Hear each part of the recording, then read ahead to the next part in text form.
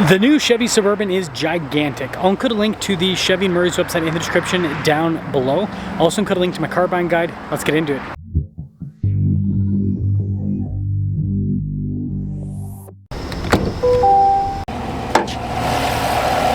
Powering this is a 6.2 liter V8 that goes through a 10-speed. Fuel economy is 14 around town, 18 on the highway with power outputs being 420 horsepower and then 460 pound-feet of torque.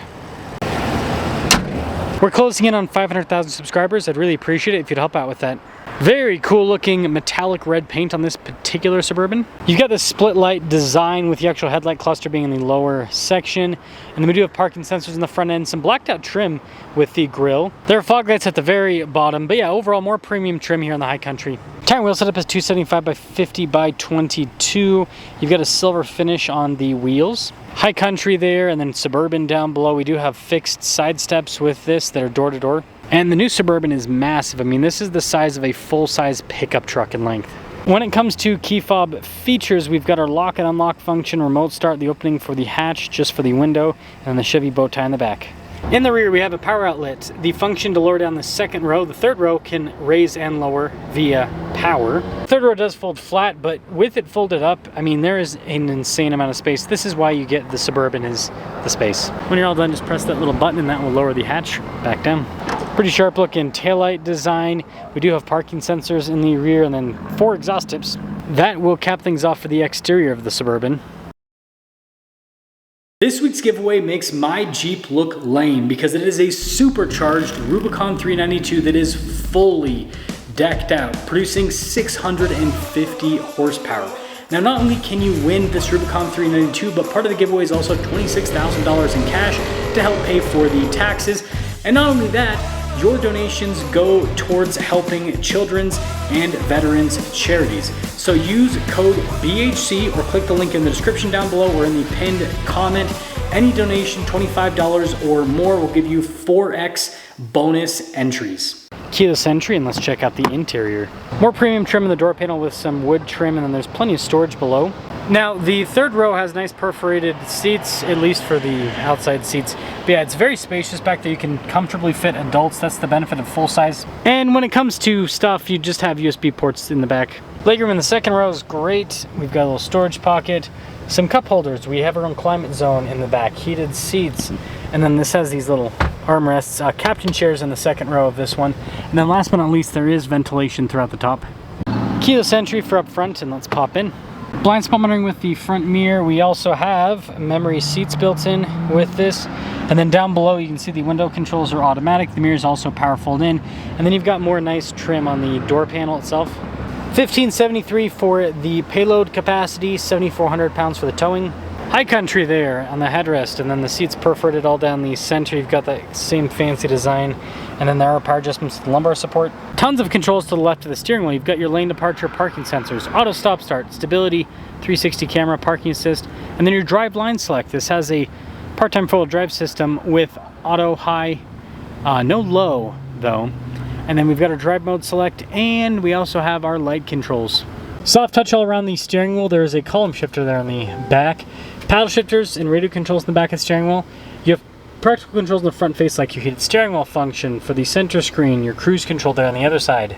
Digital screen, and because it's digital, you can completely change the formatting. This is Chevy's newest unit. They have in a lot of vehicles. They don't put it in the trucks yet, but they'll probably do that down the road.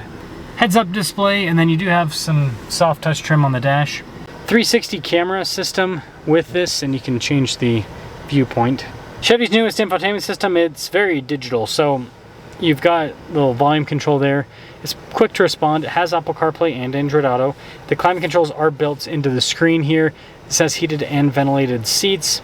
You do still get a few climate controls just down below via physical knobs and everything. Phone charging pad, you got some USB ports, cup holders, and there's a little bit of storage here on the side. And then the center console is big. It's got more of that fancy stitching and perforated trim on it. There's a little High Country badge there on the dash. Let's actually zoom in on that. Hello! This has a camera rear view mirror, and then we have the controls to fold down the seats and everything. $88,090 for this High Country. Let's see how the Suburban performs. Set off in the Suburban High Country. Well, first let's get out of this parking lot, and that'll be a bit of a chore because this thing, it's big. It is a monstrosity. And I will say that is one thing that's, I mean, you get the space, right? The space is a big benefit, but you're dealing with full-size pickup trucks, you know, space. So not as bad to maneuver as a full-size because independent rear suspension, so it kind of turns a bit better, but it's still something to contend with. Now this V8 has explosive power. See what I did there? I saw what I did there. Won't stop making the jokes until you fix your engines, GM. Too busy on this EV side quest to make sure that your ICE cars are okay. And that's one thing that I will critique GM for, is they, more than any other, like their EVs are great, but more than any other manufacturer, they just went so far into EVs, and it shows because they've got really good EVs, but now their ICE cars, you know, they're having issues. They're kind of falling behind because of that. But when it comes to actual like performance, man, this 6.2, well, it's not, when it's not exploding, it's got great power. It's smooth too. Yeah, compared to the 10-speed, you've got that smooth, crisp V8 power delivery. We all know it. We all love it. It sounds pretty good too. Just listen to that. That's fun. That is certainly fun. Yeah, and even though this doesn't have the air suspension, over the bumps, because of the independent suspension in all four corners, just soaks it up. Soaks it all up quite well.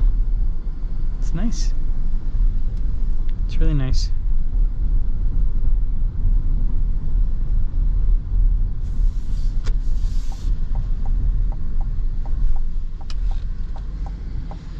And it's quiet in here. This does not have insulated, you know, double pane windows or anything like that. It just has regular windows, which I think is a bit of a miss.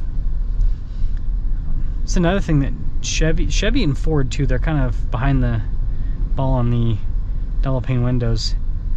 The manufacturers that I feel like are the most ahead on that is Stellantis and then Toyota, because they've got those double pane windows in a lot of cars. I mean, I just reviewed a $35,000 Camry the other day, double pane glass. Yeah, it's still pretty insulated.